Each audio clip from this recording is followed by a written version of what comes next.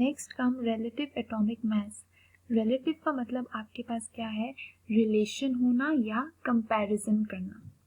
Relative atomic mass को आप इस तरह से समझ लें कि अगर आप मार्केट में जाते हैं और वहाँ पर आपने वेजिटेबल्स परचेज करनी है तो आप शॉपकीपर से क्या कहेंगे, लेट अस सपोज कि हमें 1 किलोग्राम कैरेट्स देने, ठीक है। तो वो क्या करेगा, बैलेंस में एक जगह 1 किलोग्राम का यूनिट रखेगा और दूसरी साइड पे आपके पास 1 किलोग्राम कैरेट्स रखेगा। जब वो दोनों आपस में इक्वल हो जाएंगे तो वो कहेगा कि ये आपके पास 1 किलोग्राम कैरेट्स हैं।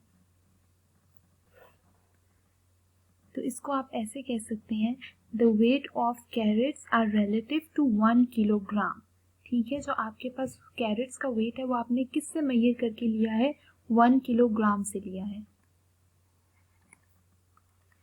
तो मैं यहाँ पर लिख रही हूँ, the weight of carats are relative to 1 kilogram. और ये 1 किलोग्राम आपके पास क्या है, ये आपके पास एक स्टैंडर्ड यूनिट है। स्टैंडर्ड यूनिट मतलब इससे मेजर करके आपने अपना कैरेट्स को वेट किया है। ये जो डॉट अब मैंने यहाँ पर लगाया है, ये वाला, यहाँ पर आपने इसमें आपके पास मिलियन ऑफ एटम्स प्रेजेंट है। So do you think it is sensible और लॉजिकल कि मैं इतनी माइनर और माइन्यूट चीज को वेट कर सकती हूँ एक 1 किलोग्राम जैसे बड़े यूनिट के साथ? नहीं, इसके लिए हमें एक और स्टैंडर्ड यूनिट बनाना होगा जिसे हम कहेंगे कार्बन 12। यहाँ पर हमने लिखा है कार्बन 12, इसे हम ऐसे कह सकते हैं कार्बन 12। कार्बन को हम 12 क्यों कहते हैं, क्योंकि कार्बन में आपके पास 6 प्रोटॉन्स और 6 न्यूट्रॉन प्रेजेंट होते हैं इन द न्यूक्लियस। प्रोटॉन और न्यूट्रॉन को प्लस करें तो आपके पास एटॉमिक मास आ जाता है। सो कार्बन का एटॉमिक मास है आपके पास 12। अब मैं बैलेंस में दोनों साइड पे, राइट साइड पे और लेफ्ट साइड पे आपके पास एक एक कार्बन का एटम रख रही हूँ। चूंकि दोनों कार्बन एटम है, इनका वेट इक्वल है आपस में, तो यह बैलेंस है आपके पास, दोनों साइड्स बैलेंस है आपके पास। Now come to this balance. अगर मैं इस वाले कार्बन को 12 इक्वल पार्ट्स में डिवाइड कर दूं, 1 2 3 4 5 6 7 8 9 10 11 12, अगर मैं इसको 12 इक्वल पार्ट्स में डिवाइड कर दूं तो भी ये आपके पास कार्बन के इक्वल ही आएगा, क्योंकि ये कार्बन है, मैंने सिर्फ इसे डिवाइड किया है पीसेस में। तो ये टोटल पीसेस हमारे पास क्या है, 12। ठीक है, अब भी ये राइट और लेफ्ट साइड पे आपके पास बैलेंस इक्वल है, मतलब कि ये दोनों इक्विलिब्रियम में है, दोनों का मास इक्वल है।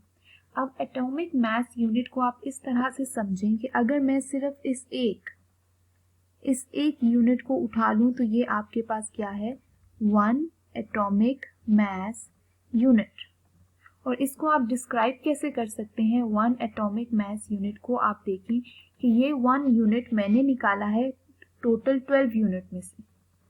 So I can say that 1 atomic mass unit is equal to 1 by 12 part of carbon atom, क्योंकि ये एक यूनिट मैंने टोटल 12 कार्बन में से निकाला। इन अदर वर्ड्स आप ये भी कह सकते हैं कि 1 atomic mass unit is the 12th part of the carbon atom। ठीक है, तो ये आपके पास क्या है, 1 atomic mass unit। ठीक है, जो कि किसके बराबर है, 1 by 12th ऑफ कार्बन के, क्योंकि टोटल 12 यूनिट में से मैंने एक यूनिट उठाया है। अब यहाँ पर आ जाएं, ये देखिए, लेट अस सपोज मेरे पास नाइट्रोजन है और नाइट्रोजन का एटॉमिक मास आपके पास क्या होता है, 14। अब यहाँ पर नाइट्रोजन का एटॉमिक मास 14 है और यहाँ पर आपके पास ये ऑलरेडी अभी आपके पास 12 एटॉमिक मास यूनिट है, ये वाला। ठीक है, चूंकि नाइट्रोजन का एटॉमिक मास ज्यादा है, 14 है, तो ये यहाँ पर आप देख सकते हैं कि बैलेंस नीचे को आ गया है। इसका मतलब है नाइट्रोजन का एटॉमिक मास ज्यादा है एज कम्पेयर टू 12। अब इसको इक्वल करने के लिए हम क्या कर सकते हैं, मैंने दोबारा यहाँ पर नाइट्रोजन रखा है जिसका आपके पास एटॉमिक मास 12 है और यहाँ पर आपके पास वही कार्बन के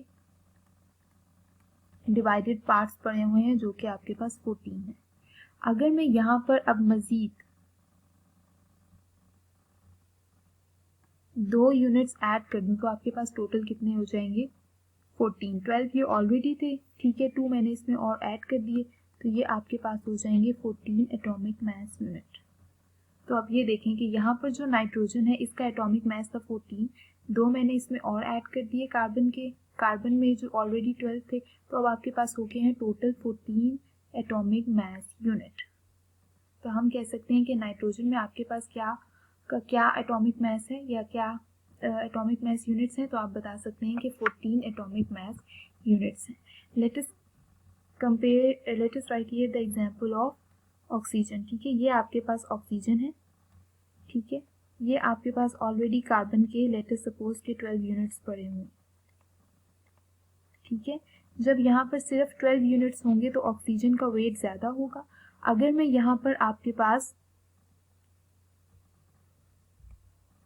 1 2 3 4 और डाल दूँ, 12 ये आपके पास ऑलरेडी थे और 4 मैंने इसमें और डाल दिए, तो 12 + 14 आपके पास हो जाएगा 16 एटॉमिक मास यूनिट। अब आप देख सकते हैं कि दोनों का वेट जो है वो बैलेंस है।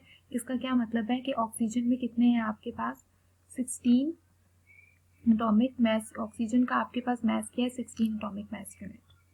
लास्ट एग्जांपल कर लेते हैं। लेट अस सपोज हमारे पास नियोन है, ठीक है, और यहाँ पर हमारे पास 12 कार्बन के already atomic mass unit present है जिसको हमने ऐसा स्टैंडर्ड यूनिट रखा है और जिनसे हम मेजर कर रहे हैं।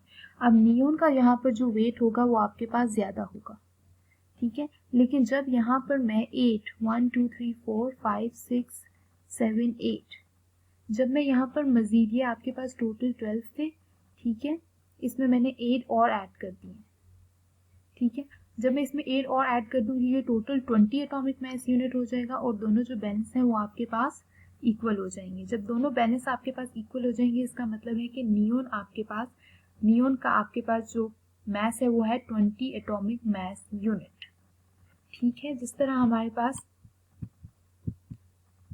यहाँ पर कैरेट्स थी, ठीक है, तो जब तक 1 किलोग्राम पूरा नहीं होगा आपका शॉपकीपर इसमें कैरेट्स डालता रहेगा। जब कैरेट्स 1 किलोग्राम हो जाएंगी तो वो इसके इक्वल आ जाएंगी। बिल्कुल इसी तरह हमने किया हुआ है कि यहाँ पर जब तक हमारे पास नियोन का एटॉमिक मास पूरा नहीं हुआ हमने यहाँ पर एटॉमिक मास यूनिट ऐड करते जाना है। जब 14 एटॉमिक मास यूनिट हो जाएंगे तो नियोन वाला बैलेंस और ये वाला बैलेंस आपके पास इक्वल हो जाएगा, इक्विलिब्रियम में आ जाएगा। इसका मतलब क्या होगा आपके पास कि नियोन का जो मास है वो आपके पास 14 एटॉमिक मास यूनिट है। Thank you so much class. Do ask me if you have any questions in the comment section. Thank you.